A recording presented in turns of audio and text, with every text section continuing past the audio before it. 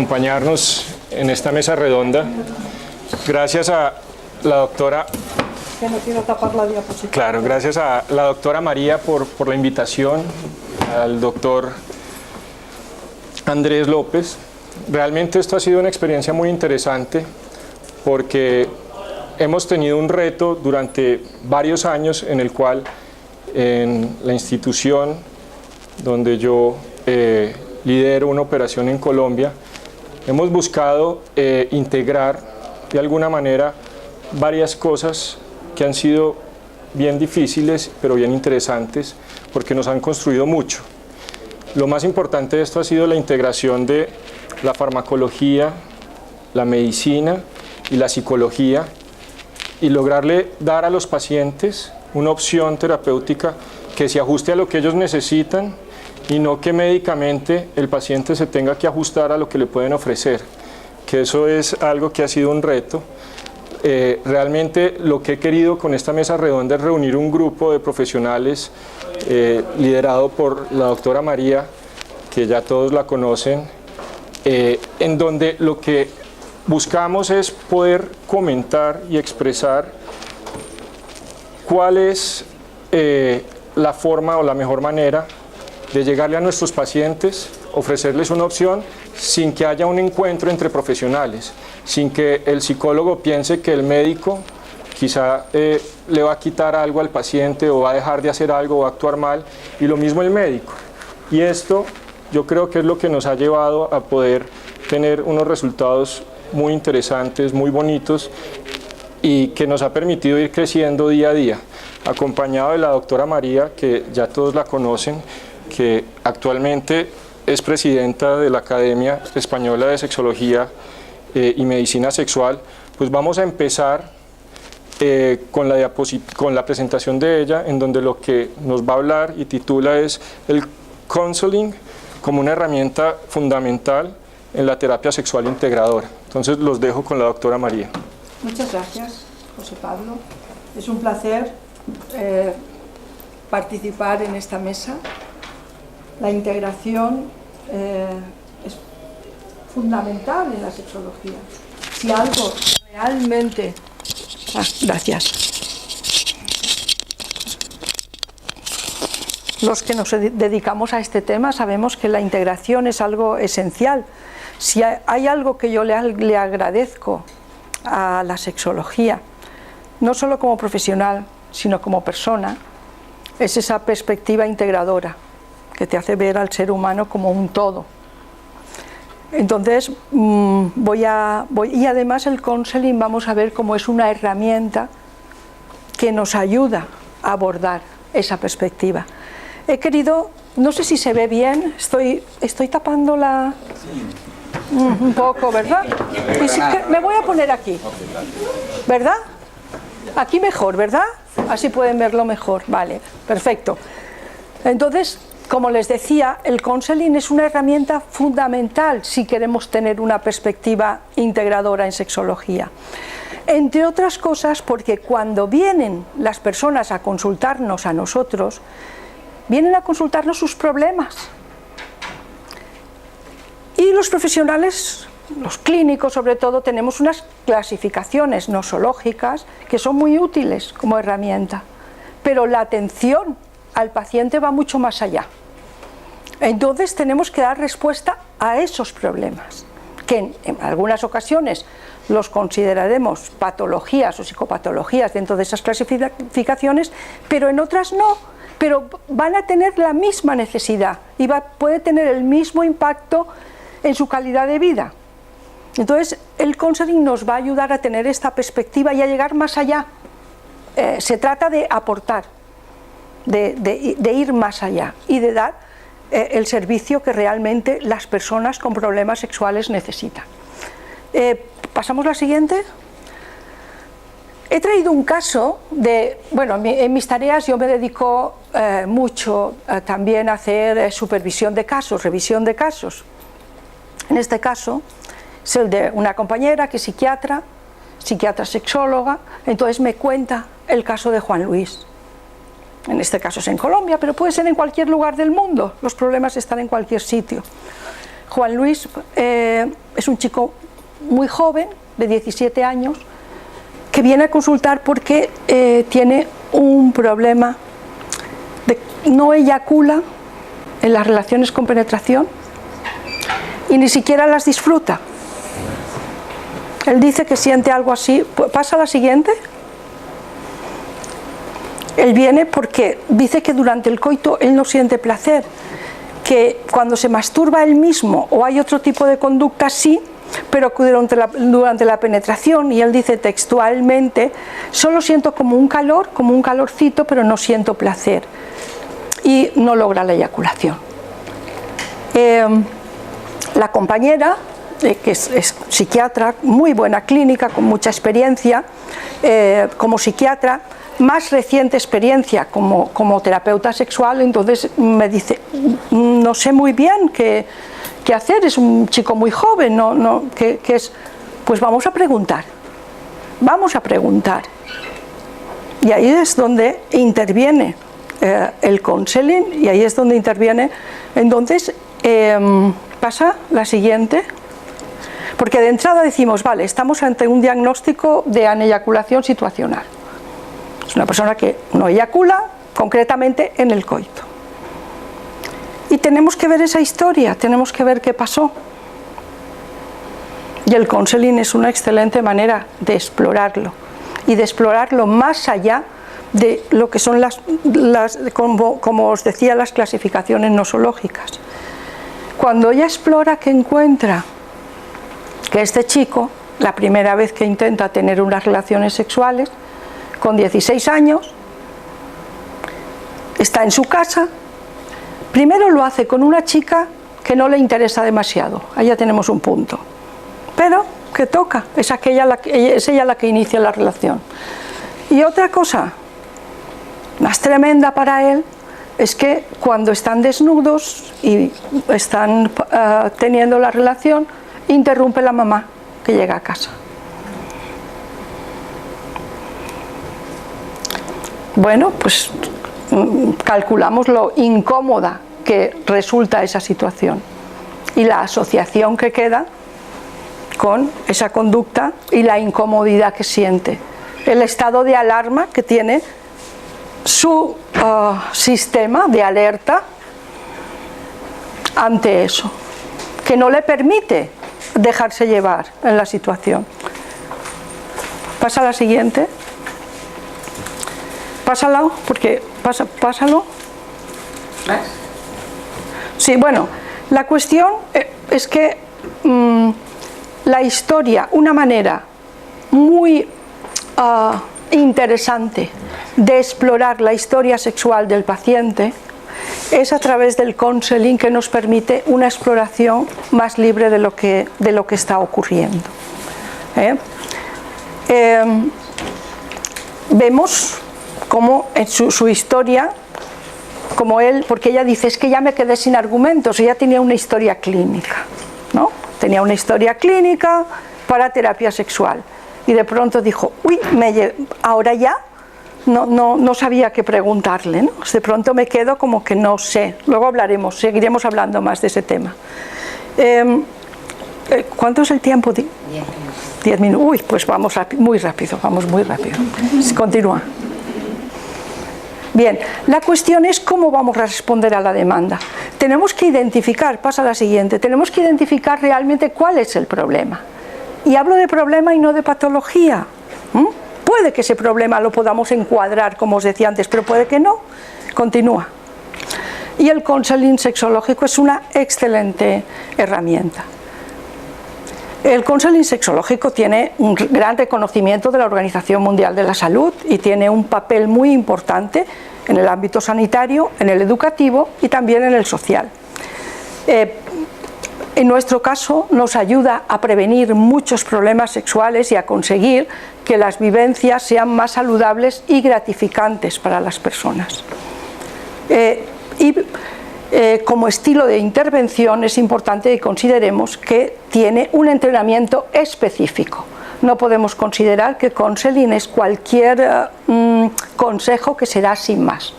Hay una metodología y un entrenamiento específico para poder hacer una atención adecuada. Pasa a la siguiente. El objetivo es promover la salud y el bienestar y ayudar a buscar soluciones. Explorando las vivencias sexuales de las personas y la actitud que esa persona tiene hacia esas vivencias.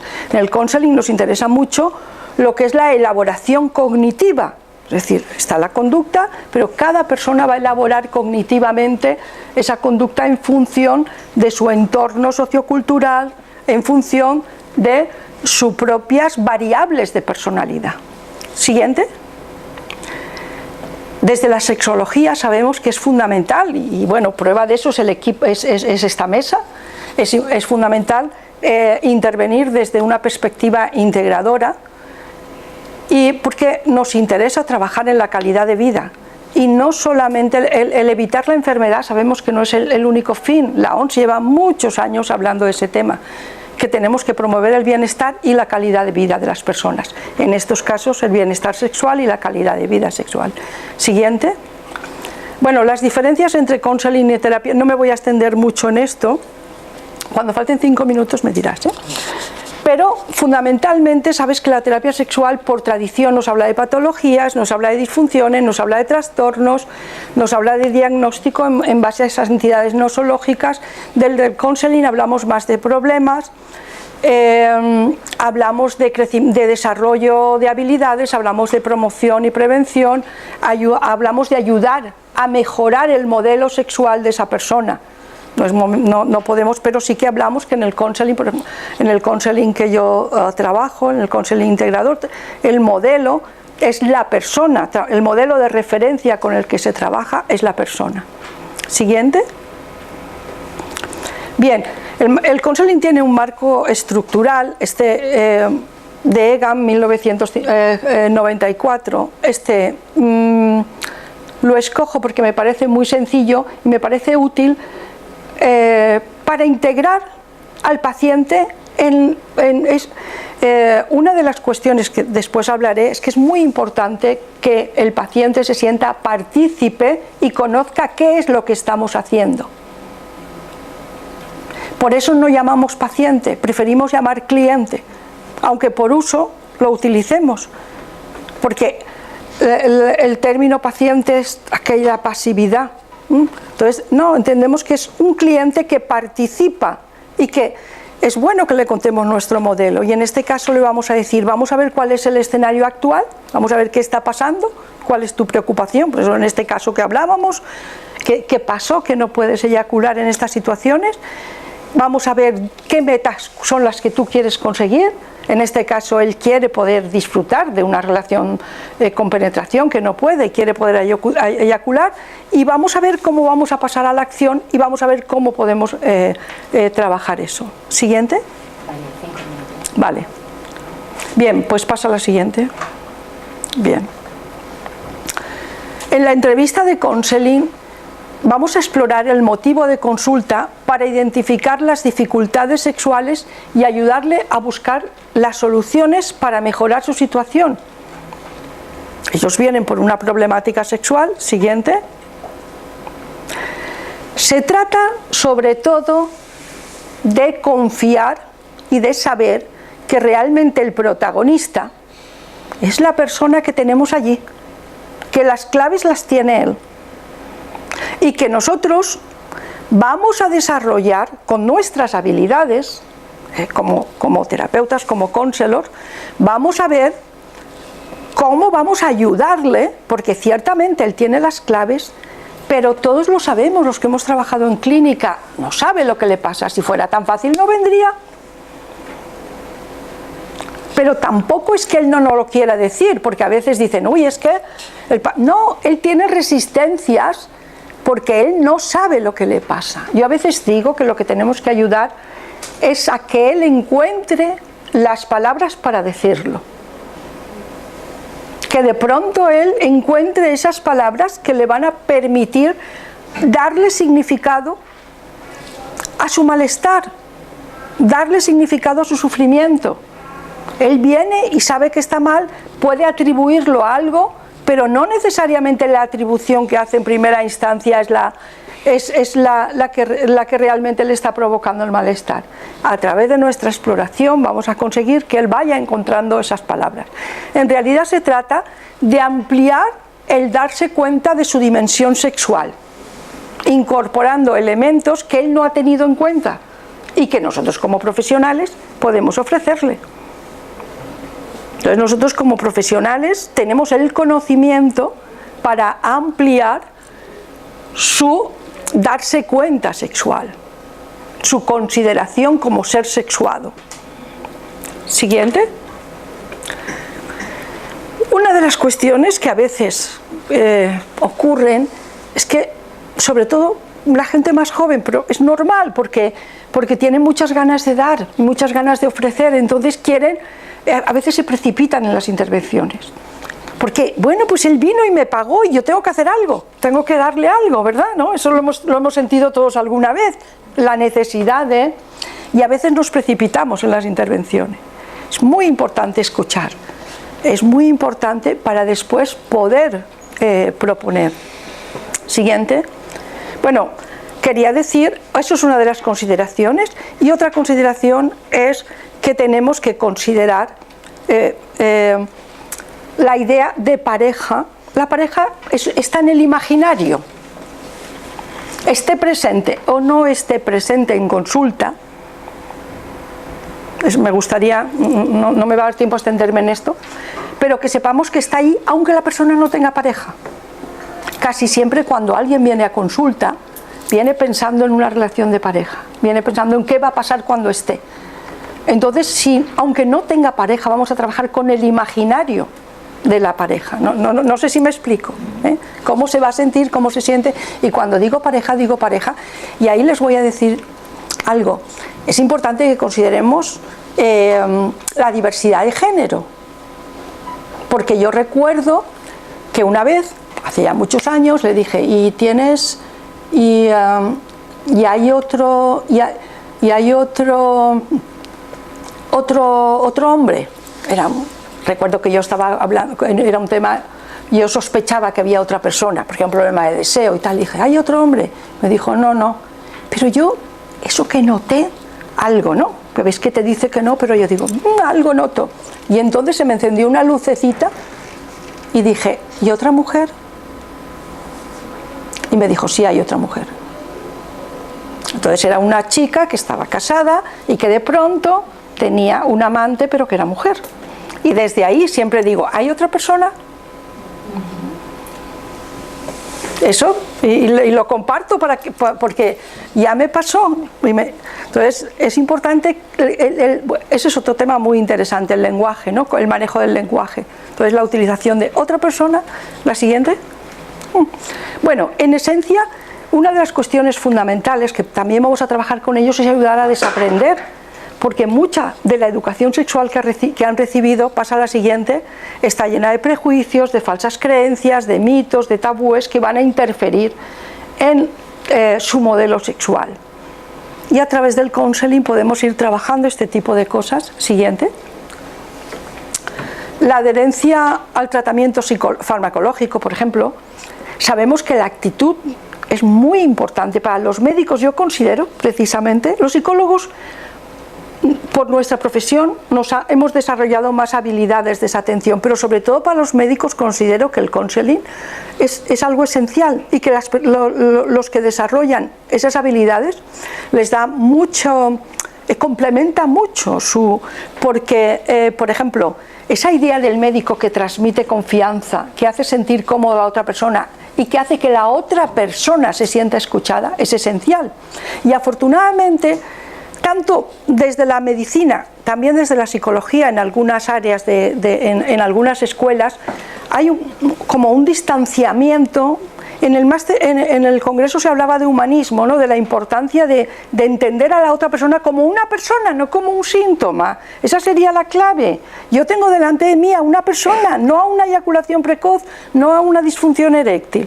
Y voy más rápido, que ya me queda muy poquito. Bueno, mira, pasamos esta. Pasamos.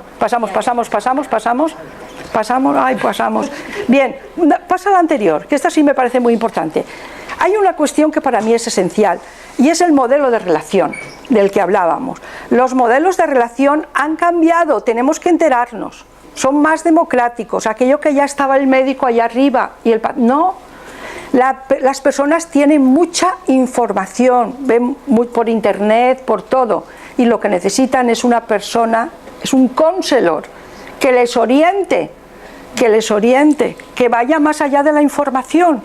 Eso es lo que necesitan, eso es lo que están demandando, que nosotros con nuestros conocimientos seamos capaces de orientarles. Siguiente, rápido. Bueno, y otra cosa que me parecía fundamental esta idea es que tenemos que acompañarles en el no saber y tenemos que sentirnos cómodos con el no saber. A veces algunos profesionales, si no tienen una entrevista muy estructurada, se pierden. No hay que tener miedo al no saber, no pasa nada.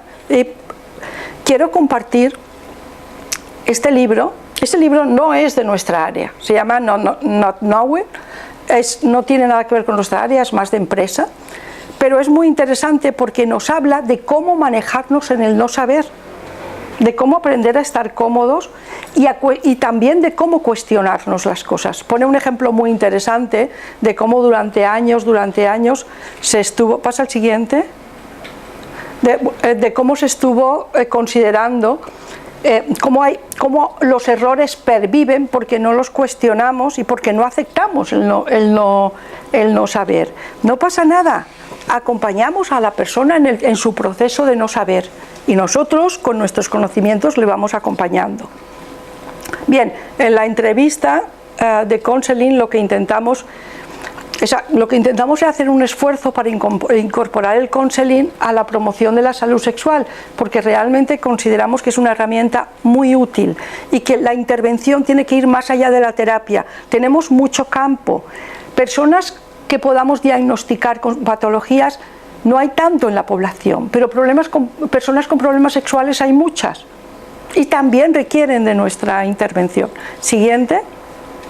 Y bueno, yo creo que en esencia, porque no querría de ninguna manera quitar tiempo a mis compañeros, pero solo, pasa la última, hablarles de la importancia de la salud sexual como la experiencia del proceso permanente de consecución del bienestar físico, psicológico y sociocultural relacionado con la sexualidad, y que no se trata simplemente de la ausencia de disfunción o enfermedad o de ambas. Esta es la declaración que todos conocemos y que realmente creo que aunque la conocemos a veces no se practica lo suficiente y que deberíamos tenerla muy presente porque entiendo que es nuestra función y que estamos para ayudar a las personas en sus necesidades y nosotros tenemos que estar a disposición de ellos. Y entiendo que el counseling es una excelente herramienta, con el counseling sexológico, para poder atenderlas. Muchas gracias por la atención.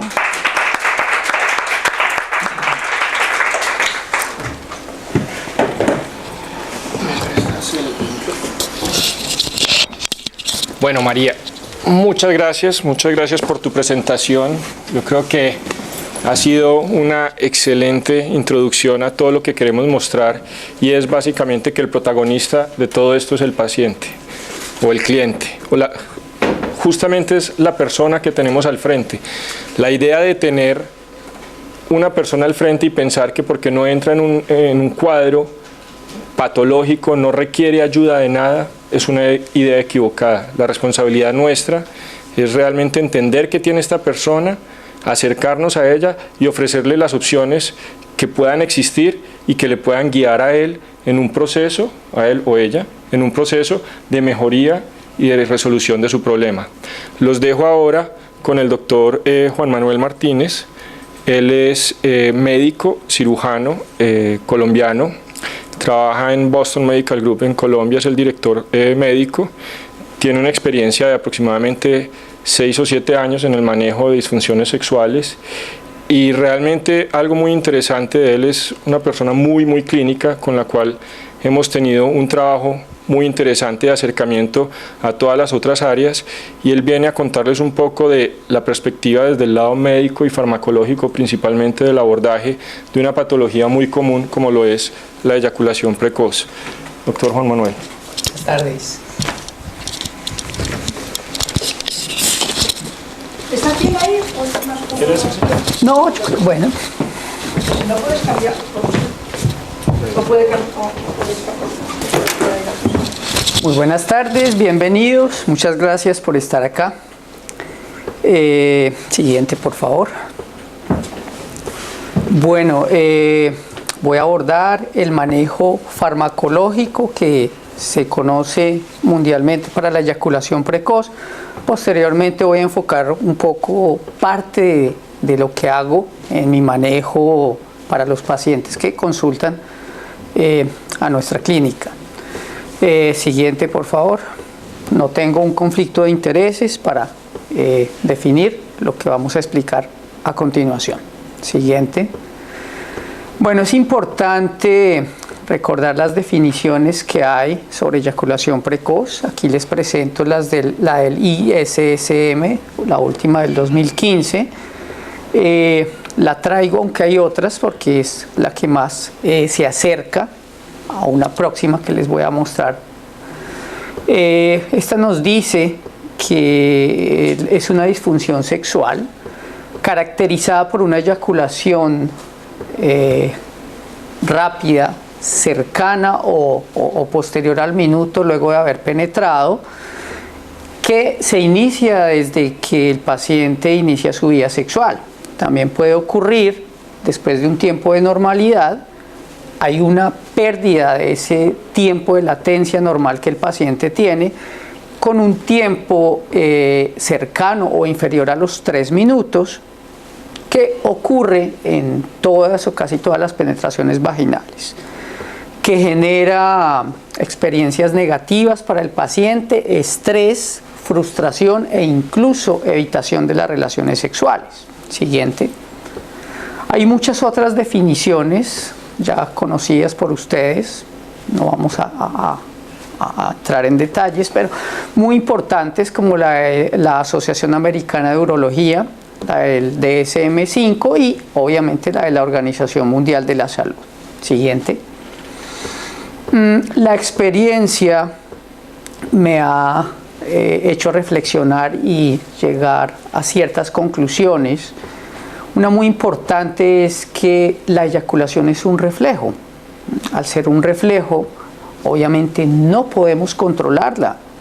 Entonces se vuelve muy importante definir que el problema radica principalmente en el control de la excitación. Paciente que no padece de eyaculación precoz lo que tiene es un muy buen control de la excitación. Por ende, el paciente que tiene eyaculación precoz lo que va a tener es una dificultad en el control de esta excitación.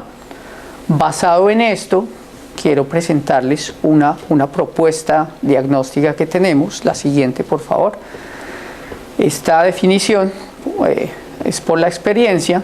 La eyaculación precoz está definida como la incapacidad de reconocer y controlar el grado de excitación sexual propio, llevando a un tiempo mucho más corto de lo que el paciente y su pareja desean, obviamente generando frustración y afectando la confianza que el paciente tiene en su desempeño sexual.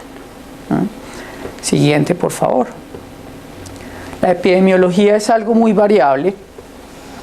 Depende mucho del criterio diagnóstico que se tome, pero en general la eyaculación precoz está entre un 20 y 30% de la población masculina general, pero se considera que hasta el 75% de los hombres han presentado o van a presentar en algún momento de su vida eyaculación precoz.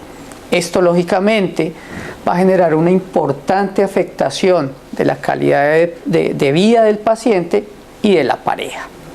Siguiente, por favor. Importante recordar aspectos fisiológicos. La eyaculación, como ya lo dijimos, es una acción refleja que ocurre como resultado de la estimulación sexual, con dos fases importantes: la fase de emisión, donde hay secreción de líquido de las glándulas de Cooper, de los conductos deferentes, de la próstata y de las vesículas seminales. Esto va asociado a la fase de expulsión, donde hay una contracción del cuello vesical, contracción rítmica de los músculos pélvicos y perineales y relajación del esfínter externo uretral. Siguiente. En cuanto a la base anatómica, obviamente el sistema nervioso está implicado, las vías aferentes que suben el estímulo al cerebro, los receptores periféricos primarios en el área genital, secundarios distribuidos en el resto del cuerpo. A través del nervio pudendo llegan estos estímulos hasta las astas medulares, a la corteza cerebral, al tálamo, donde se hace consciente la sensación del estímulo y obviamente generando placer. La respuesta a esto, es decir, las vías eferentes, baja por las astas medulares anterolaterales, al centro simpático a nivel medular entre T12 y L2, a través del nervio hipogástrico, que controlan la fase de emisión. El centro parasimpático, a través del nervio pudendo, otra fase muy importante, la fase de expulsión es regulada por esta vía. La siguiente, por favor. Esa integración anatómica va muy relacionada con los neurotransmisores, que son los que regulan, en últimas, esta respuesta. Se ha encontrado que uno de los más importantes es la serotonina. ¿Cuándo comenzó a sospecharse esto? Cuando se comenzó a usar los antidepresivos, obviamente para entidades psiquiátricas, y se comenzó a ver que tenían un cambio o un efecto importante, retrasando la eyaculación, generando aneyaculación en muchos pacientes. No se sabía en ese entonces qué era lo que ocurría, pero comenzaron a salir hipótesis de que tenía que haber alguna relación orgánica para que esto se diera. Es así como se relacionó la eyaculación precoz como una posible alteración a nivel de los receptores de serotonina. Se encontraron por lo menos 7 familias de esa serotonina y 2 receptores implicados. Otro neurotransmisor importante y que viene al caso con lo que explicaba ahora María es la noradrenalina. Generalmente los pacientes con eyaculación precoz van a tener niveles de ansiedad bastante elevados, y se ha demostrado que la noradrenalina tiene una implicación muy importante también en el control eyaculatorio, y obviamente si esto se asocia a niveles altos de ansiedad puede explicar desde el punto de vista orgánico por qué se vuelve muy importante manejar tanto la parte farmacológica como la parte integradora junto a la parte psicológica. Siguiente, por favor.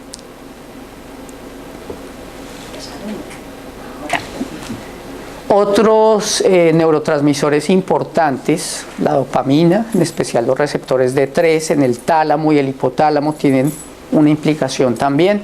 Los receptores de oxitocina con un menor grado de asociación, pero que se ha visto que modulan la neurotransmisión a nivel de las mismas serotonina y la dopamina. Los receptores opioides también tienen alguna implicación, cosa que sirve para tratamiento, ya les explicaré por qué. Y las hormonas tiroideas, algo que se ve en pacientes que sufren de hipertiroidismo y la asociación que estos tienen con la eyaculación precoz. Siguiente, por favor. Esos neurotransmisores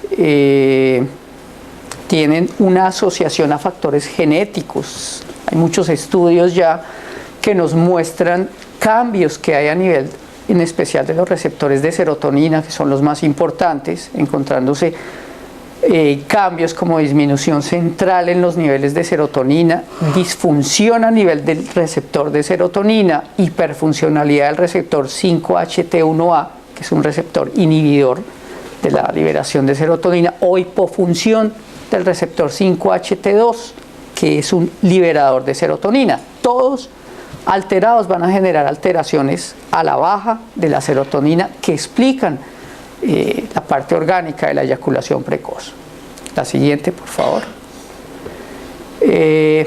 Todo esto se ha visto, se ha confirmado que hay factores genéticos asociados que generan polimorfismos a nivel de estos mismos transmisores, a nivel de la serotonina, de la dopamina y de la oxitocina principalmente.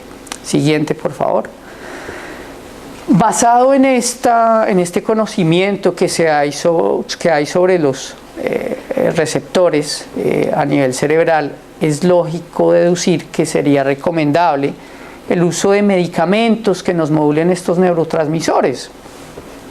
Es así como medicamentos como los inhibidores selectivos de la recaptación de serotonina, los antidepresivos tricíclicos, tienen un efecto muy importante a nivel de estos neurotransmisores y son la base del tratamiento farmacológico.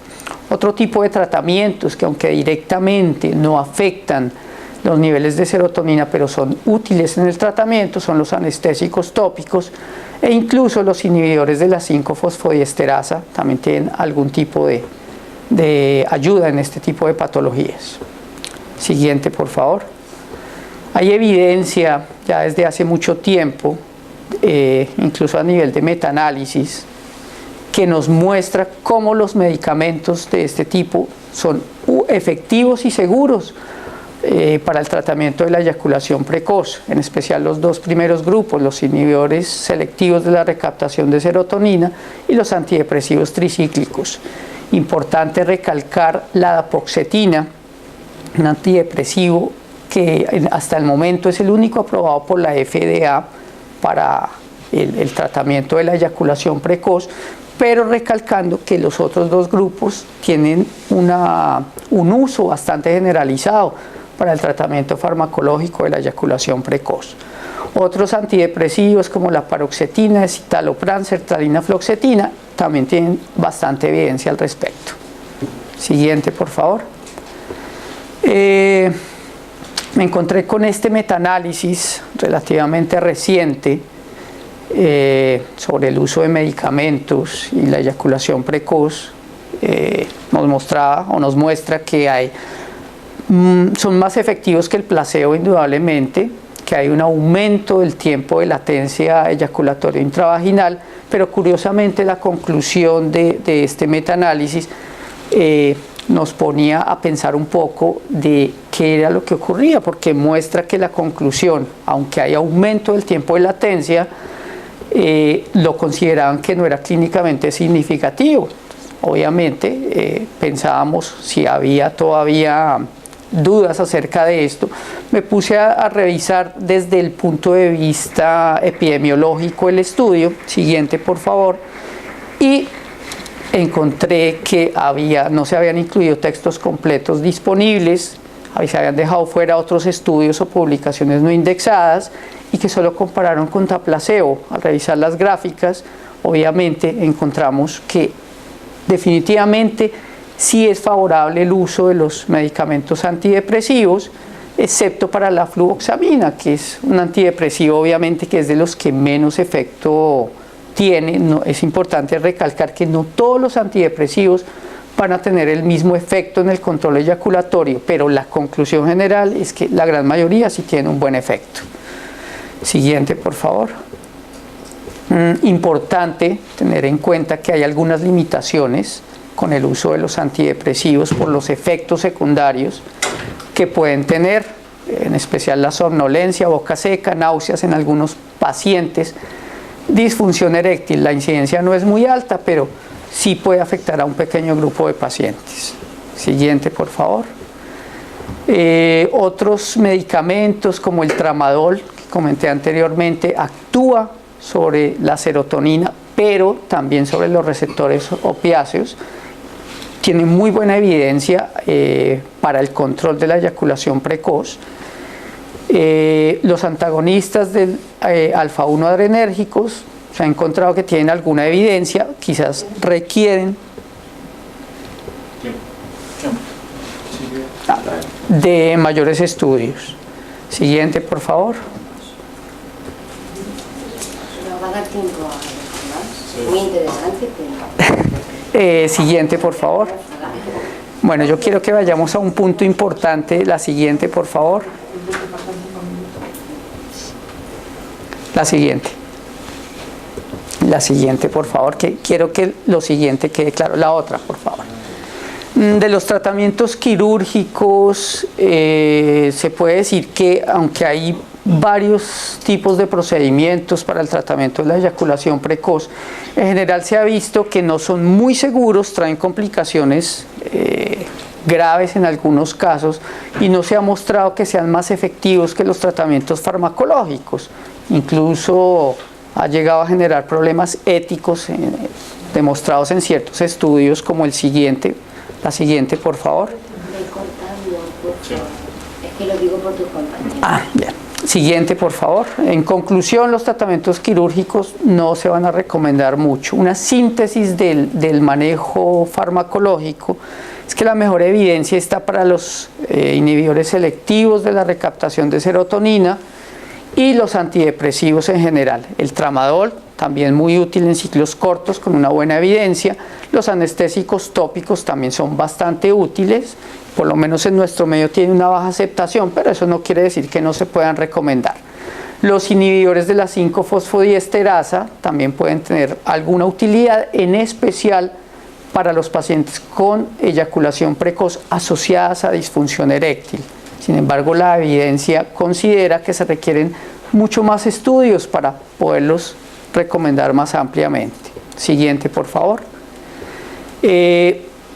Una propuesta que venimos utilizando ya hace varios años con nuestros pacientes es, teniendo en cuenta todo lo anterior y quizás las limitaciones que tienen el uso de los antidepresivos generales, es generar tratamientos personalizados. Vemos que por lo menos el 25% de los pacientes que llegan a mi consulta han usado tratamientos farmacológicos previos, pero por los efectos secundarios, por la falta de efectividad que tienen unos casos, más bien asociada a una falta de seguimiento que tienen estos pacientes, hace que tengan miedo de su uso. Si nosotros cambiamos esto, la siguiente por favor, tratando de mejorar la efectividad del resultado de los medicamentos, disminuyendo los efectos secundarios, disminuir el abandono que tienen estos tratamientos mediante un seguimiento y un acompañamiento médico permanente, y en algunos casos realizar las asociaciones farmacológicas necesarias para encontrar un resultado, nos ha mostrado que hay una aceptación y unos resultados a mediano y largo plazo mucho mejor que cuando no se hacen estas recomendaciones. La siguiente, por favor. Son medicamentos o tratamientos que se basan en el uso de moléculas antidepresivas que se ajustan de acuerdo a las características clínicas del paciente, su severidad, el tiempo de evolución, tratamientos farmacológicos previos efectivos o no efectivos, y según las características físicas y antecedentes médicos de los pacientes. Tengo una alta casuística que avala su efectividad y las encuestas que tenemos nos han mostrado buenos resultados en general para estos tratamientos personalizados. Siguiente. Bueno, en general esto es un resumen de lo que hacemos con el manejo farmacológico de nuestros pacientes. Muchas gracias.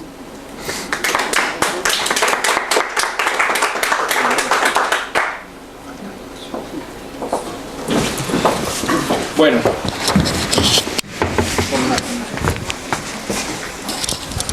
Muchas gracias, doctor Juan Manuel, por su presentación. Yo creo que los médicos nos volvemos a veces pesados, pero es la única manera de explicar las cosas que ocurren dentro del cuerpo, y yo creo que es muy importante no dejar a un lado esto, ¿sí? Yo creo que es una clara diferencia que se ve frente a la forma en que se aborda un tema desde una parte más amplia y desde el counseling, como nos decía la doctora María, y ahora cómo se aborda desde la parte médica y biológica. Aquí el reto es cómo integramos esto. Entonces la idea es que el doctor Héctor Corredor, urólogo y director científico de Boston Medical Group, nos va a explicar un poco cómo es el reto de la integración de la parte biológica y de la parte psicológica en nuestro medio. Doctor Corredor, por favor. Dale, siguiente. Bueno, como ya me presentado, mi nombre es Héctor Corredor, soy urólogo de la Universidad Nacional de Colombia, médico de la Universidad Nacional de Colombia, y trabajo ya hace 6 o 7 años en asesoramiento científico para Boston Medical Group Colombia. Siguiente, por favor. No tengo ningún conflicto de interés con la presentación. Siguiente, lo que quiero es que pensemos un poco de por qué debemos hacer un manejo en conjunto o un manejo integrado en los pacientes que tienen en este momento la patología de eyaculación precoz. El primero es que cada rama de la salud tiene una diferente forma de ver la patología y de ver al paciente, y eso hace que esa diferente forma de verlo genere un pensamiento diferente y una interpretación diferente del problema o de la patología, si la llamamos así. El diferente es claro que no es ni mejor ni peor. El diferente simplemente es que es distinto a mí, pero no puedo entrar a juzgar si eso es bueno o es malo, ¿sí?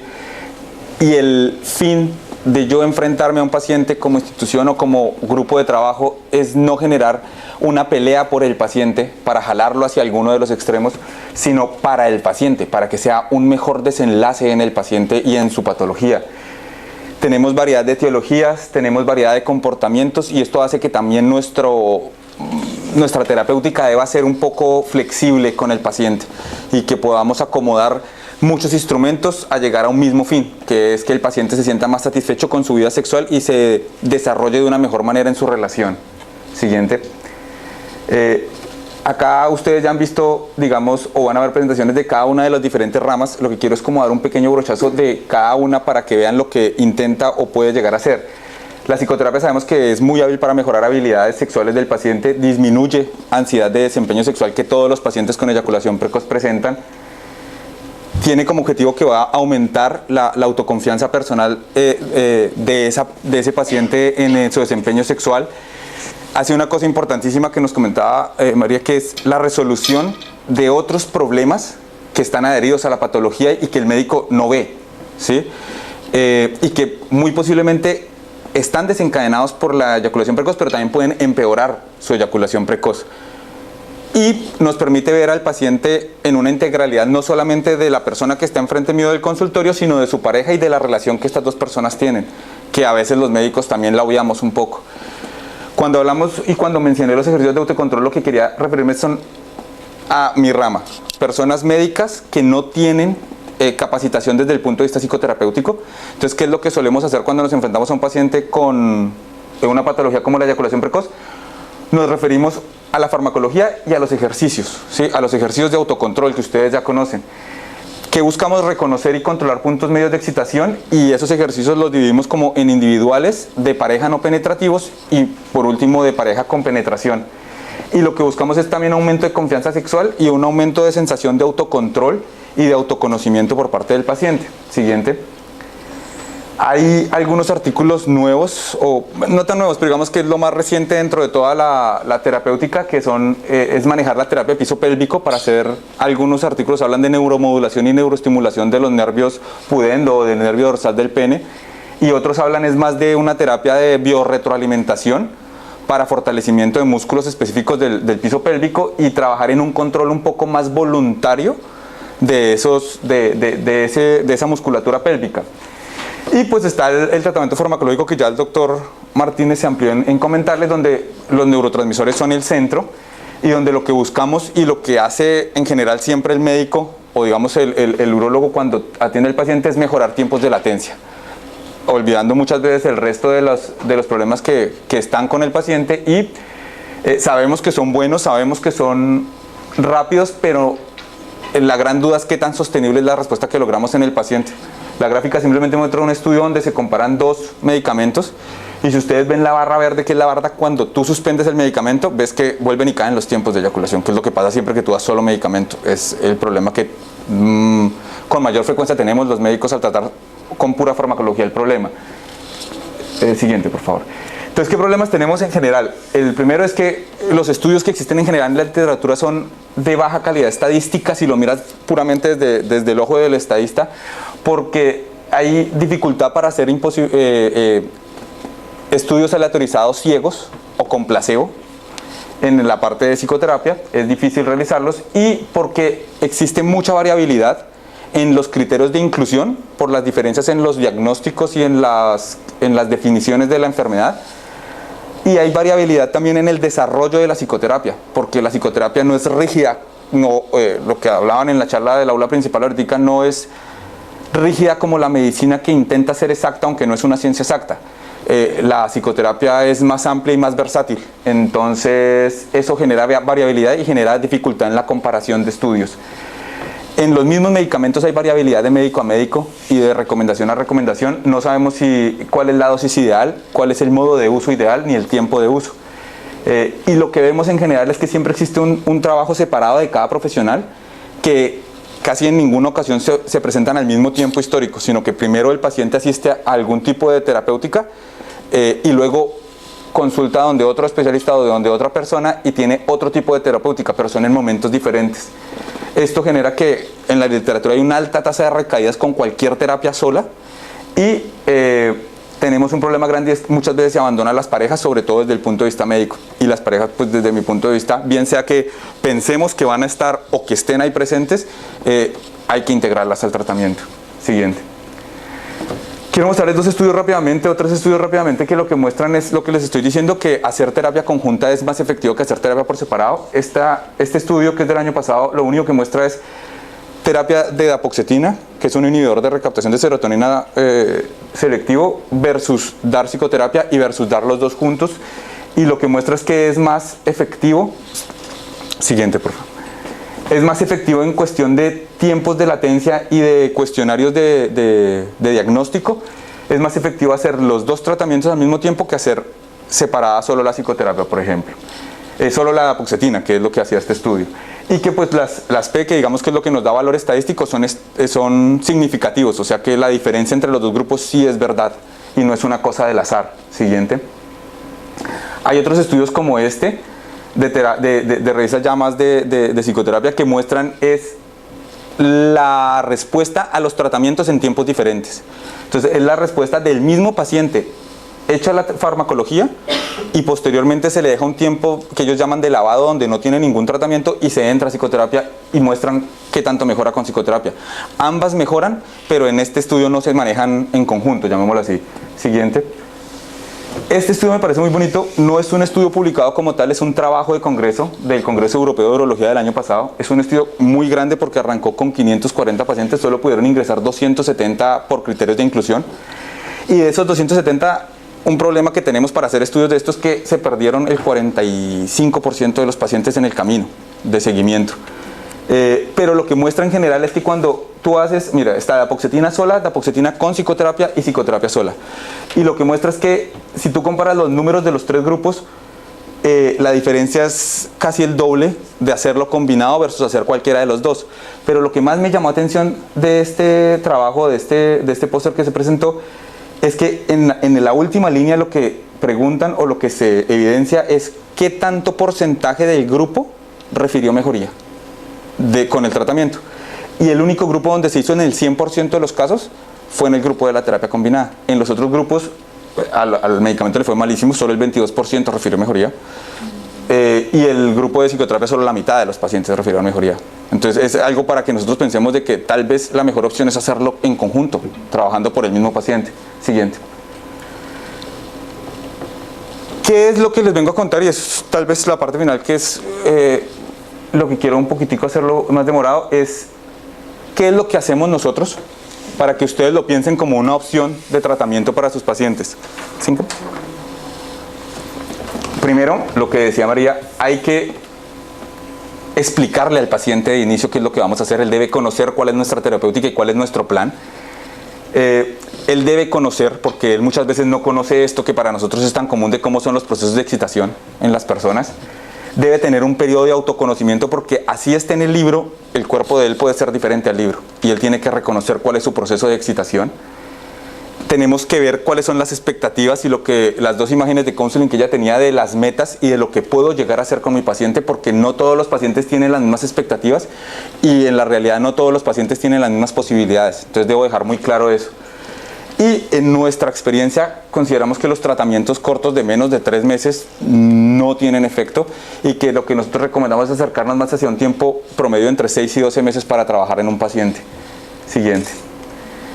Esto es más o menos de lo mismo. ¿Qué medicamento vamos a usar? Debemos ajustar la dosis. Nosotros la ajustamos dependiendo de severidad de enfermedad, al tipo de eyaculación precoz que tiene el paciente, y pues lo clasificamos por peso, porque sabemos que la droga se distribuye por peso, por presencia de grasa, y porque eso nos ayuda también a minimizar efectos adversos. ¿Cómo lo usamos? Si precoital, si diario o interdiario, es una cosa que hacemos dependiendo a los mismos 3 criterios arriba mencionados. y dependiendo de la respuesta del medicamento, lo que hacemos es una idea o un mapa que puede ir cambiando en el tiempo de hasta cuándo vamos a mantener el medicamento y de qué manera lo vamos a tratar. Porque consideramos que otro error craso de cualquier tratamiento es que cuando trabajan con farmacología lo retiran de manera brusca. Y son medicamentos que son psicotrópicos y al retirarlos de manera brusca generan alteraciones del ánimo y de otras patologías del paciente o de otros estados del paciente. Entonces hay que intentar no suspenderlos de esa manera tan brusca. Siguiente. Y en el aspecto psicoterapéutico lo que intentamos es mirar en qué momento es la mejor forma de iniciarlo, hasta cuándo debo mantenerlo y sobre todo lo utilizamos mucho como una herramienta para poder quitar los medicamentos y mantener los efectos que hemos logrado. Cuál es la técnica ideal y en qué momento incluir la pareja y cómo hacerlo, se lo dejamos que sea el psicoterapeuta el que tenga la determinación de saber cómo y cuándo hacer esto. Y pues sabemos que ellos también trabajan desde el punto de vista de la psicoterapia los ejercicios de autocontrol. Y los hacemos del mismo tipo con individuales de pareja y de penetración, pero tenemos un grupo especial de pacientes que son los pacientes sin pareja, porque muchos pacientes de eyaculación precoz no tienen pareja, porque la han perdido, porque tienen miedo a conseguirla. Entonces en esos pacientes lo que hacemos es que cuando queremos salir de los ejercicios individuales a los ejercicios con pareja, intentamos ayudarnos de dispositivos de colaboración para masturbación para simular tal vez un poco más qué sería una penetración en ese paciente y fingir esa pareja que posiblemente después va a llegar, porque pues es lo que queremos, ¿sí? Que él logre tener una vida sexual satisfactoria. Siguiente. Esto no lo hemos implementado, hemos estado leyendo mucho del tema y creo que puede tener mucho uso en el campo. Es simplemente hacer los ejercicios que hacemos normalmente de fortalecimiento de esos ejercicios de musculatura pélvica de una manera más consciente, utilizando una máquina que me haga retroalimentación del uso de mis músculos. Es básicamente eso. Siguiente. Y esta gráfica es como un gran resumen de lo que nosotros hacemos con un paciente. Nosotros intentamos plantear, lógicamente trabajamos sobre el tiempo de latencia porque la mayoría de los pacientes buscan eso, pero hacemos entender al paciente que no solamente queremos mejorar su tiempo de latencia, sino que también queremos mejorar su sensación y su percepción de satisfacción con el sexo, porque puede no mejorar mucho en tiempo de latencia, pero sí sentirse mucho mejor con su relación sexual, y eso ya es una ganancia importante. Pero también nos desplazamos en el tiempo para intentar organizarlo. Es un mapa que le brindamos a nuestros médicos, pero no es una camisa de fuerza. Lo que sí intentamos es que siempre haya un periodo de autoconocimiento inicial. Posteriormente esperamos que ese recaptador de la serotonina o ese medicamento que estamos utilizando me mejore el tiempo y potenciamos esa respuesta que hizo el medicamento con la psicoterapia y con todos los ejercicios de autocontrol. En algún punto de ahí debería entrar la terapia de piso pélvico a colaborar. Al estar potenciadas en esta respuesta, lo que buscamos es que con la psicoterapia y el aumento de la confianza del paciente y ese counseling de optimizar su respuesta sexual y de hacerla más útil y más satisfactoria, nos permita más o menos hacia el 5º o 6º mes comenzar a quitar el medicamento y espaciar tal vez un poco más las terapias. Y que el paciente, si no mantiene la misma línea roja superior que sería el ideal, que no perdiera nada de tiempo ni nada de satisfacción, por lo menos si desciende no sea mucho, y si desciende mucho me permite tener una alerta que me diga, tengo que hacer más terapia, tengo que ayudarlo más de pronto en problemas anexos, tengo que volver al medicamento lastimosamente o disminuirlo menos rápidamente, llamémoslo así. Pero es más o menos para que ustedes entiendan qué es lo que nosotros estamos haciendo con los pacientes. Este es más o menos el bosquejo de nuestro tratamiento, y es lo que nosotros creemos que utilizando diferentes ramas y diferentes especialistas podemos trabajar en pro del paciente para lograr que tenga una vida sexual más satisfactoria. No nos importa tanto que tanto tiempo mejore, sino que se sienta mejor con lo que hace. Muy bien. Gracias.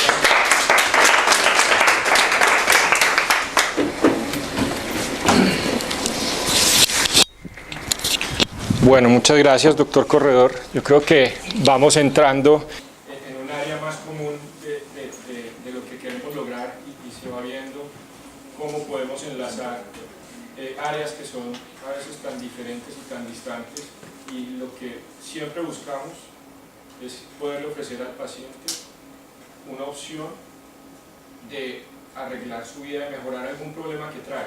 Entonces, aquí los dejo con un amigo querido, Ezequiel López, que todos lo conocen seguramente, máster en sexología clínica. Por favor, Ezequiel, adelante. Gracias. Gracias. Bueno, muy buenas tardes, ¿cómo están? Sí. Ahí va. Bueno, Para mí es la verdad un placer estar acá con mis compañeros de Boston Medical Group, que estoy trabajando desde el año 2013, empezando 2014 con la clínica en Colombia, con los protocolos que utilizamos todos los psicólogos que trabajamos en Colombia y en Perú, que es la operación que maneja José Pablo allá. Y bueno, justamente trabajando con un abordaje integrativo, y también es un gran honor estar con María, que hemos compartido tantos congresos hace tantos años, ¿no? Así que un placer.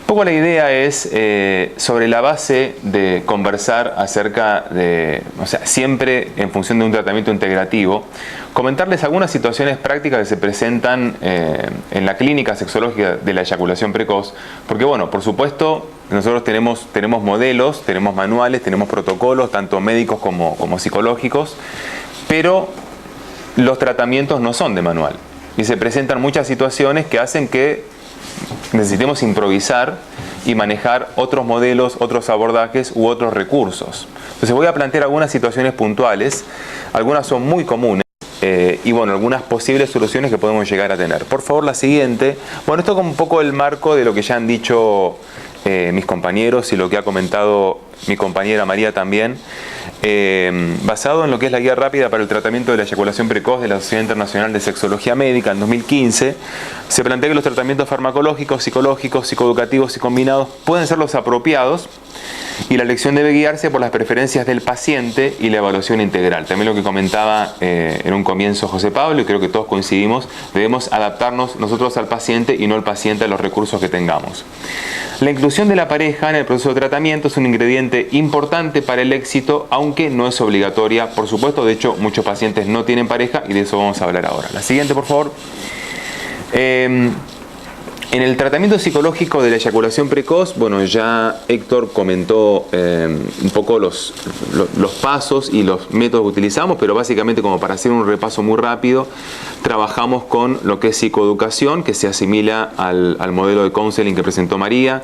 Trabajamos mucho en métodos de relajación, en ejercicios Kegel, bueno, se ha planteado hace mucho tiempo el método de Siemens del apretón fisiológico, del cual no soy muy adepto básicamente porque es incómodo y porque pone el control en la mujer y no en el hombre, o en la pareja, mejor dicho, no en el hombre, y tenemos que promover que el hombre se empodere y que logre el control de la excitación. El método de parada y arranque, el más conocido, el más utilizado. Los métodos de regulación de las fantasías sexuales, que es una cosa que a veces los pacientes hacen por su cuenta, porque bueno, todos los pacientes que nosotros atendemos han hecho cosas por su cuenta.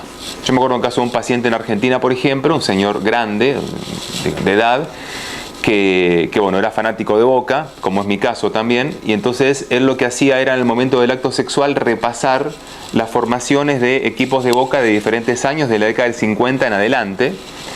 Era su forma de regular las fantasías sexuales, ¿no? Pero bueno, claro, estar con la mujer y excitarse pensando en Carlitos Tevez o en jugadores, la verdad es que no es tan fácil. Lo que proponemos con este tipo de métodos es que los pacientes hagan un inventario de fantasías, que de alguna forma califiquen a cada fantasía según el nivel de intensidad erótica que tienen, y que utilicen, sobre todo al comienzo, en los momentos más complicados para el control, que utilicen las fantasías, no digo las antifantasías, pero las fantasías que no son tan excitantes para ellos. Ahora se está poniendo de moda y está empezando a funcionar bastante bien todo lo que tiene que ver con el mindfulness, que finalmente está muy vinculado con los métodos de relajación, con la meditación y con desarrollar una conciencia plena, que también, como explicaron mis compañeros, es un objetivo que buscamos en este tipo de terapias. O sea, que el paciente sea más consciente de sus sensaciones y que aprenda a regular los estímulos para que las sensaciones y la excitación vaya aumentando, de modo que se pueda controlar. La próxima, por favor. Bueno, en cuanto a etapas de la intervención, la primera etapa es el control por masturbación individual, la segunda etapa, control por masturbación en pareja, si el paciente tiene pareja, y la tercera etapa, el control en coito. Y acá nos encontramos, la siguiente por favor, con la primera situación dificultosa, que es el paciente sin pareja. Como decía el consenso que planteaba al principio y el manual, la guía rápida, la pareja no es absolutamente necesaria para el tratamiento, pero si el paciente tiene pareja y la pareja sabe del tratamiento y la pareja colabora, es mucho más probable que logre completar las diferentes etapas del tratamiento que estamos planteando. Entonces, en estos casos el paciente puede no tener pareja, a veces pasa que tiene pareja, pero la pareja ni enterada que el paciente va a un terapeuta o a una clínica, porque el paciente no quiere que la pareja se entere, porque la quiere sorprender, por tener una mala relación o por el motivo que sea. Y después también puede ser que el paciente tenga pareja, pero que la pareja diga, bueno, está bien lo que haces, pero yo no quiero formar parte de esto, o, bueno, esto sería una forma suave, ¿no? Muchas dicen, es tu problema, arreglate también, ¿no? Entonces, bueno, sea como sea, el paciente operativamente hablando no tiene pareja. ¿Qué hacemos en estos casos? La próxima, gracias. Primero, en lo personal, informo las limitaciones del tratamiento. Le digo al paciente, si no estás en pareja, hay algunas etapas que no vas a poder hacer, que no vas a poder cumplir, y que eso puede que implique alguna baja en la eficacia del tratamiento. Pero se puede hacer y se puede trabajar muy bien.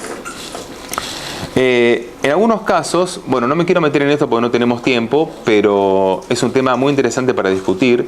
En Estados Unidos ha existido desde la época de Master y Johnson la figura de la surrogate, que es la pareja sustituta, que es una trabajadora sexual especializada en el manejo de este tipo de problemas sexuales, especialmente disfunción eréctil y eyaculación precoz. En América Latina, no sé cómo estará el tema en España, pero en América Latina, por cuestiones legales, es muy complejo hacer esto. Uno podría caer tranquilamente preso bajo la figura de proxenetismo, entonces no es lo más recomendable que uno al paciente le sugiera hacer esto. Pero es una figura más que interesante, de alguna manera. Y también está lo que comentaba Héctor recién, el uso de un dispositivo masturbador, que es como que de alguna manera pone una escala intermedia de control entre el control por masturbación y el control en coito. Vamos a ver la siguiente, en donde les muestro lo que generalmente utilizamos. Este es el Tenga, Tenga es la marca, y se llaman Tenga Caps, que son diferentes masturbadores que provocan diferentes sensaciones. Se les coloca adentro ¿cómo se llama? Un lubricante que da calor, y eso genera una sensación bastante excitante, parecida a la sensación de la penetración vaginal, pero bueno, no es lo mismo que estar con una mujer, claramente, porque la excitación no llega a ser la misma, ni tampoco la ansiedad llega a ser la misma. La ansiedad con una pareja es mucho mayor y el paciente también tiene que manejar esa parte. La siguiente es el que se está utilizando en este momento, el que estamos utilizando en Colombia en la clínica, que es un modelo un poco más complejo, que se llama Flip Hole, que es un modelo que se abre, se le coloca adentro el lubricante, se cierra y el hombre practica, digamos, penetra al dispositivo, por decirlo de alguna manera, y entonces la gran ventaja que tiene, bueno, hay diferentes texturas y demás, pero la gran ventaja que tiene es que es un dispositivo que es lavable, se puede utilizar hasta 50 veces, algunos lo utilizan algunas veces más. La siguiente. Bueno, otra situación, paciente que tiene pareja, la pareja sabe del tratamiento, pero están en crisis de pareja. Muchas veces pasa que el problema sexual no resuelto de manera crónica provoca crisis de pareja. A veces pasa que el problema sexual no provoca por X o tal motivo una crisis de pareja, pero la pareja tiene una crisis por otro motivo. Pueden ser muchos, sabemos que hay parejas que hay crisis accidentales, hay crisis evolutivas, hay crisis estructurales, hay muchas formas de crisis de pareja, pero claramente predispone para el problema, o sea, el problema que no nos molestaba demasiado, cuando estamos en crisis de pareja, empieza a molestar. Entonces, estos pacientes, por favor, la próxima, hacen la consulta al experto, y entonces el experto tiene que ver cómo maneja la situación, que ahora voy a plantear algunas opciones que tenemos. Pero en principio, les quiero contar los resultados de un estudio del 2008, que además con este estudio publicó un artículo que está en el blog de Boston Medical Group, que acá básicamente se trabaja el impacto psicológico de la eyaculación precoz en el paciente y en la pareja. Y solo por ver alguna de las tantas cifras que hay en ese artículo, en ese estudio, se plantea que el 64% de los hombres con eyaculación precoz y el 44% de las mujeres que tienen parejas con eyaculación precoz presentan niveles significativos de distrés asociados con la sexualidad, contra el 4% de los hombres y 3% de las mujeres sin este tipo de situación. Un tema o una cifra mucho más alarmante aún es que solamente el 9% de estas personas habían buscado ayuda especializada. El resto ayuda del doctor Google, ayuda de, no sé, del cura, ayuda de rezar, de hacer, no sé, algo, pero no ayuda especializada. La siguiente, por favor. También en ese mismo estudio se revela esta cifra que habla acerca de cómo impacta a nivel de la pareja. 31% de los hombres y 25% de las mujeres con este problema reportaban dificultades marcadas en su relación de pareja en comparación con el 1% de hombres y 2% de mujeres que no padecen este trastorno. Y una cosa también interesante es que parece, según algunos estudios, que la eyaculación precoz impacta tanto a nivel de la pareja y a nivel psicológico como la disfunción eréctil, que en algún momento se pensaba que la disfunción eréctil provocaba un impacto mucho más importante. No. En ambos casos, el efecto sobre la autoestima, el efecto sobre el estado de ánimo, el efecto sobre la relación es realmente muy fuerte, y si se hace crónica la disfunción, mucho más. Por favor, la próxima. Entonces, ¿qué hacemos con pacientes que vienen a que nosotros les salvemos la pareja? Porque es un poco el pedido, el motivo de consulta es: necesito que usted me salve mi relación y que me cure este problema. Yo le devuelvo un poco la pelota. O sea, si su relación está mal, no es necesariamente por este problema, sino probablemente por el mal manejo que se hizo del problema, por problemas de comunicación que ustedes tienen, pero no necesariamente por el problema como tal. Yo por lo menos remito a terapia de pareja. ¿5? Ok, remito a terapia de pareja. Sí se puede comenzar tratamiento médico y tareas conductuales a nivel individual, pero no es recomendable indicar tareas a nivel de pareja porque probablemente no nos funcionen.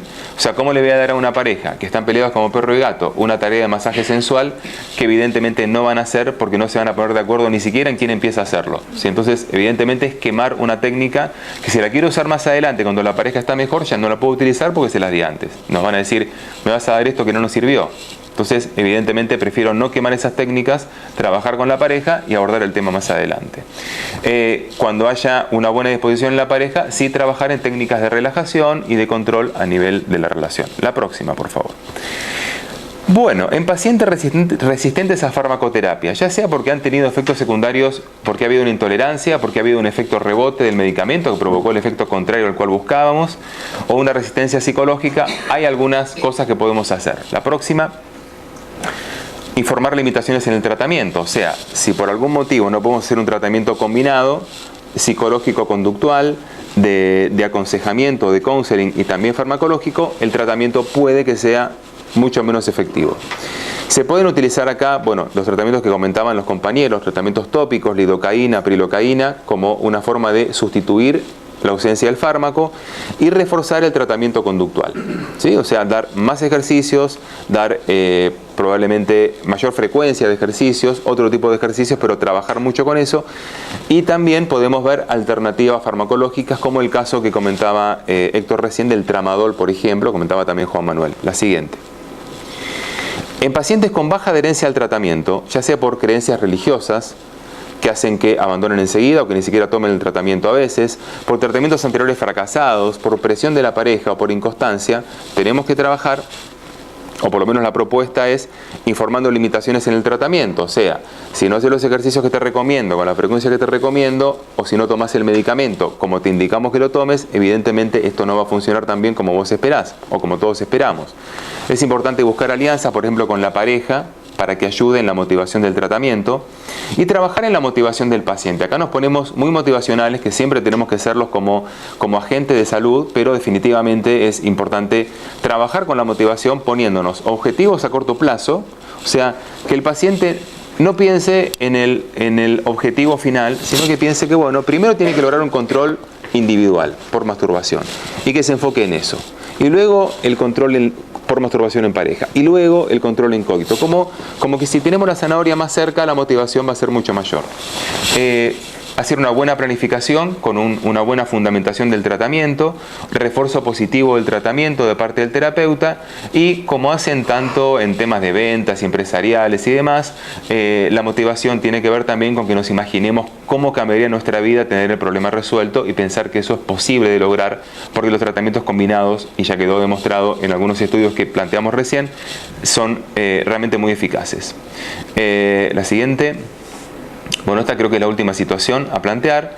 ¿Qué pasa en casos de comorbilidad? Que son comunes especialmente cuando las patologías son crónicas, o sea, en eyaculación precoz secundaria a disfunción eréctil o disfunción eréctil secundaria a eyaculación precoz. ¿Qué hacemos en estos casos? La siguiente, la Sociedad Colombiana, la Sociedad Americana de Urología, bueno, imagino que la colombiana también, es un consenso internacional, ha planteado como un consenso muy aceptado entre los profesionales en todo el mundo que en pacientes con eyaculación precoz y disfunción eréctil concomitante debemos primero tratar la disfunción eréctil. Hasta es un tema de sentido común. Si el paciente no logra buenas erecciones, ¿cómo vamos a ayudarlo para que regule su excitación? Si tiene todo el tiempo miedo de perder su erección. Entonces, evidentemente, primero hay que reforzar la fase de excitación y luego trabajar sobre el control. La próxima, por favor, bueno, finalmente, en resumen, me apuré un poco, como en la eyaculación precoz, pero llegué a lo que quería llegar. El terapeuta sexual debería tener las herramientas técnicas y la capacidad de improvisación como para adaptarse a las características y situación del paciente. La siguiente, ya. Acabamos. Gracias por su atención.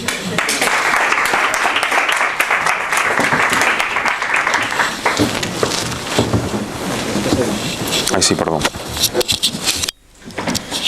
Bueno, muchas gracias, Ezequiel.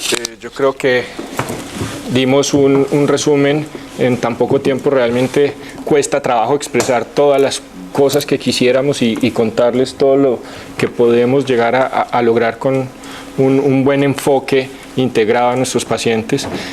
Damos un tiempo para preguntas, tenemos alrededor de 7 minutos. Por favor. Sí. Yo quería hacer una desde la mesa.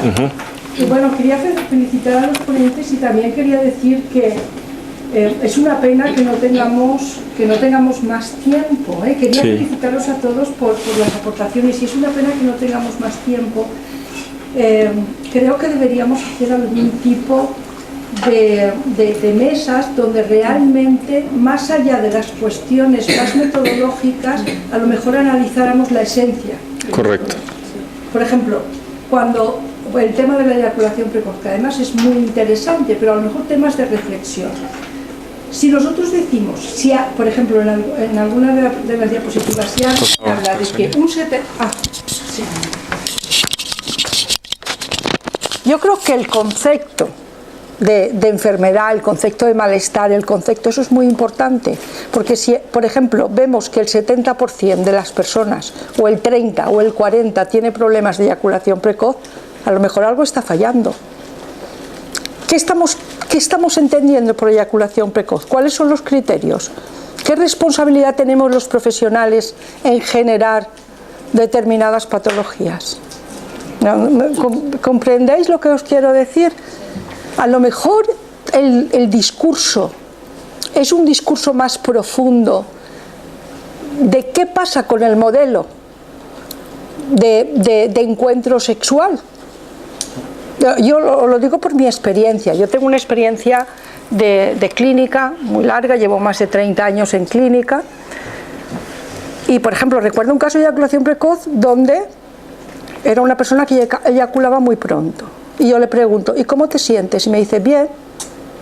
¿Y podrías continuar? Sí. ¿Y por qué no lo haces?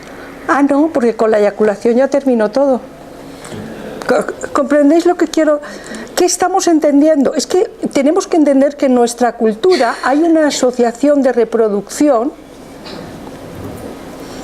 Nuestro modelo sexual a lo mejor es el que tenemos que explorar y ver qué está pasando y cómo podemos ayudar a las personas, pero no sé si me comprendéis lo que quiero decir. Y es muy importante la integración, es decir, todas las aportaciones que se han hecho son interesantísimas, desde las consideraciones fisiológicas de cuál es el proceso, ¿no? cuál es la función, pero creo que el reto de la terapia sexual está en integrarlo todo, en que no vayamos, en que realmente, porque yo lo que veo muchas veces en este tipo de mesas es que hay la rama de la urología, donde la terapia sexual es un apéndice, la rama de los psicólogos, de la psicoterapia, donde la terapia sexual es un apéndice, o la rama de tal, pero entiendo que nuestro reto es que somos sexología, cada uno desde donde venimos. Y así es como creo que vamos a poder ayudar todos. Y desde luego el urólogo tiene unas herramientas que no tiene el psicólogo, que no tiene el... No sé, pero tenía necesidad de comentar esto, porque, y además creo que vamos por buen camino. Y creo que esta mesa es un ejemplo de ese deseo de integración que todos tenemos y de la importancia de todas y cada una de las aportaciones, y que tenemos que ver la manera de converger. Pero si tratamos a personas con problemas sexuales, tenemos que hacerlo desde una perspectiva sexológica. Vengamos desde donde vengamos, y tenemos que aprender a distinguir cuál es el tratamiento urológico de una disfunción sexual, me van a permitir, y cuál es el tratamiento sexológico de una disfunción sexual. Independientemente de que lo haga un urólogo, ¿me comprenden? Es la perspectiva. No sé.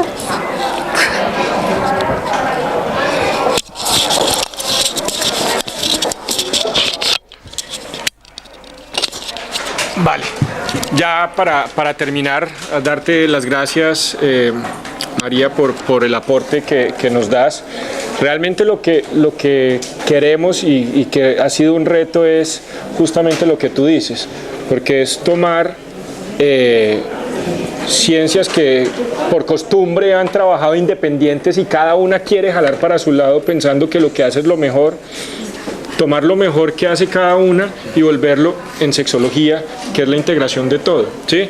Pero ahí también empieza a generarse ciertos conflictos, porque entonces está el sexólogo médico, el sexólogo psicólogo.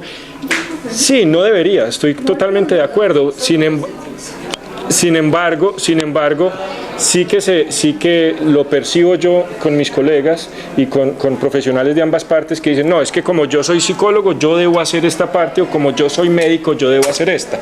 Ahí es donde empezamos a tener líos, y justamente ese es el reto en donde queremos integrar a todo el mundo, en que ahí no debería haber miedo. Lo que tenemos que hacer es poder hacerlo mejor para que nuestro paciente logre superar su problema. Absolutamente, y los médicos pueden hacer mucho con el counseling. Es que no, totalmente es que los médicos de acuerdo. tienen miedo de meterse en otro, no, como es algo, yo no sé si no, es que es tu campo.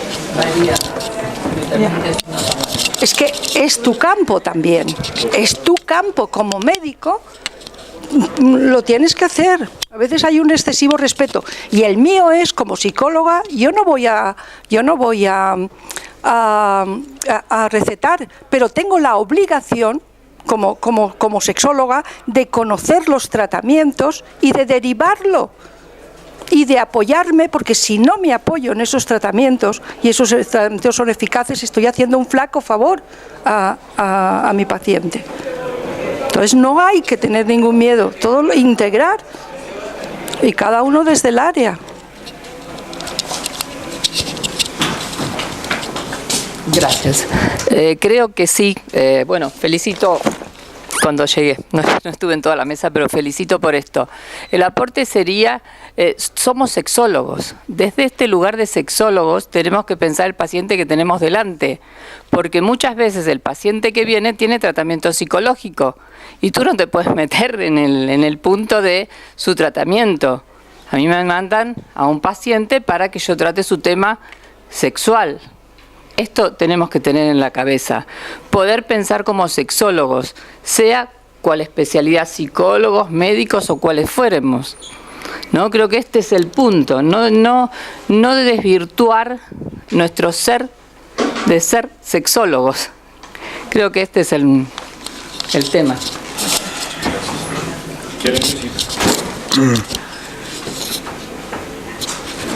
Lo único que yo quiero decir es que en mi concepto, que es personal, yo creo que buscar una persona que haga todo es difícil.